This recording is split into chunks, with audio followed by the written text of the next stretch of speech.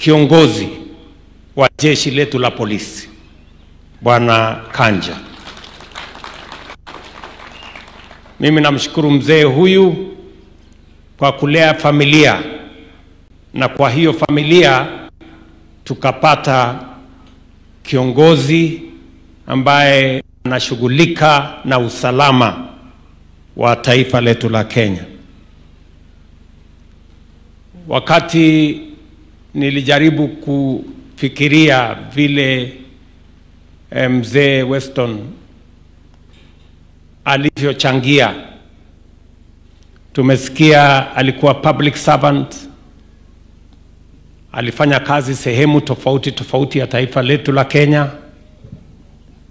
Pia alikuwa mtu wa kanisa, alichangia sehemu kubwa pale kanisani, na vile vile alikuwa mkulima. Mimi namjua kupitia kwa Douglas Kanja ambaye ni IG wetu. Amekuja hapa kwa heshima ya huyu mzee ambaye amechangia sehemu kubwa katika mambo yetu ya taifa la Kenya.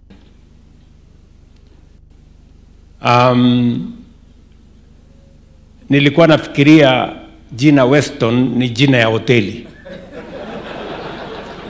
Nimesikia kumbe ni jina ya mtu. So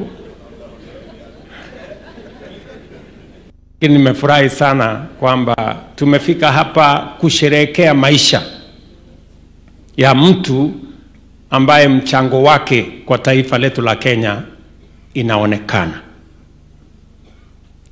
Na wapongeza wananchi wa sehemu hii kwa ushirika wenu kwa familia hii, kwa kuja ili tuweze kuomboleza na kupunguza mzigo mkubwa ulio katika familia hii kwa sababu ya kumpoteza mzee huyu. Na sote tumekuja hapa kama wananchi, kama binadamu, tukijua ya kwamba sote ni wavivu tukifika mahali barabara ya kusafiri kuondoka dunia hii ni hii ya mzee huyu. So asanteni sana.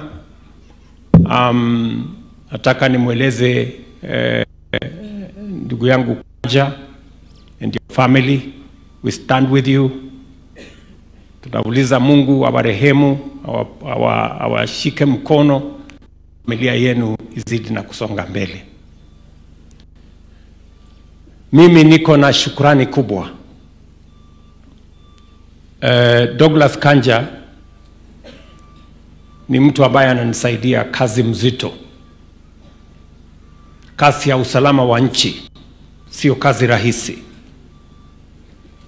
Kazi inayohusu maisha ya watu, mali ya watu na usalama wa nchi. Mimi nimebahatika sana kumpata mtu shupavu